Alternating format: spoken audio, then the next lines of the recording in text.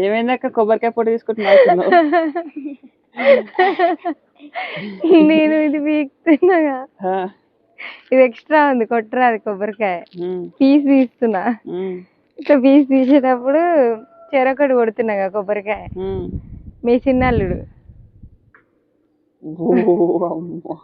చెర్రైతే అంతా పోవు ఇక మొత్తం ఇట్లా చేసిండు. నువ్వు చూడకపోతే అంత ఎందుకు అట్లా చేసినావు? నేను ఇట్లా వీక్తున్నా, మా అమ్మ ఇదే వీక్తుందా అనుకుండు కదా డాడీ.